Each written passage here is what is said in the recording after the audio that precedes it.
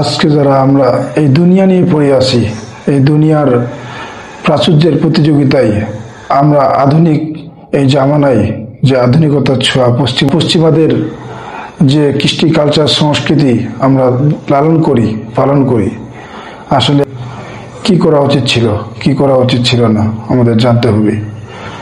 আমরা আজকে পশ্চিমাদের সংস্কৃতি, কৃষ্টি কালচার সব কিছু মনে প্রাণে গ্রহণ করে ফেলেছি। আজকে দেখবেন এই আধুনিক যুগের সাথে তাল মিলিয়ে চলতে গিয়ে আমরা আমাদের ঈমান, আখলাক, চরিত্র সব কিছু হরণ করে ফেলেছি। আমরা আমাদের স্থানে নাই। আমরা যতটাই বলি যে আমরা সঠিক পথে আছি, আল্লাহ তাআলা বলছে তারা ভাবে সৎ পথে আছে, আসলে তারা সৎ পথে নেই। আপনি হয়তো ভাবতেছেন গান শোনাটা একটা মডার্ন আধুনিক ভালো জিনিস, আসলে এটা যে হারাম আপনি আপনার অজান্তে আপনি ভুলে গেছেন।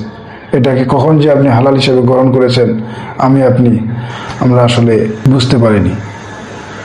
তো এই আধুনিকতার যুগেও আমরা যেন ঈমানটাকে মজবুত করতে পারি, আল্লাহর প্রতি সবসময় ভয়, ভীতি, তাকওয়া অবলম্বন করতে পারি, নিজের চরিত্রকে হেফাজত করতে পারি।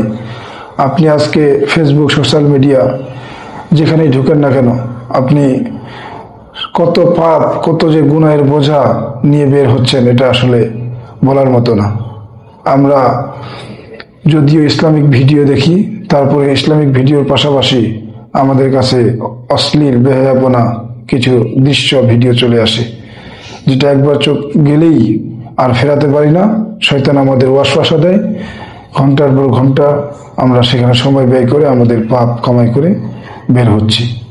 এই যে গুনার বোঝাটা, এই যে অন্যায়ের বোঝাটা প্রতিনিয়ত বাড়ে যাচ্ছে, আমরা কি পারবো এগুলোকে শুধরাতে?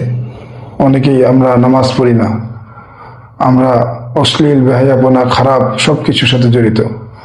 আজকে আমরা একবারও বুক কাঁপে না একটা খারাপ ভিডিও, একটা অশ্লীল কথাবার্তা শেয়ার করে দেই, অশ্লীল দৃশ্য শেয়ার করে দেই, কিন্তু বুকের মধ্যে একবারও আমাদের ভয় ভীতি জাগলো না যে সেই পরকালে আমরা এইটার জন্য দায়বদ্ধ হব কিনা। তো আসলে নিজেকে শুধরানোর জন্য চেষ্টা করতে হবে, আপনাকে অনুতপ্ত অনুষ্ঠানে বোধ করতে হবে।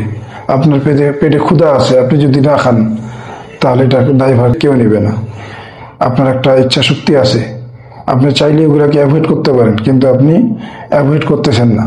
আপনি এটাকে মনে প্রাণে গ্রহণ করে সামনে আবার বেশি বেশি করে ওটাকে প্রায়োরিটি দিচ্ছেন।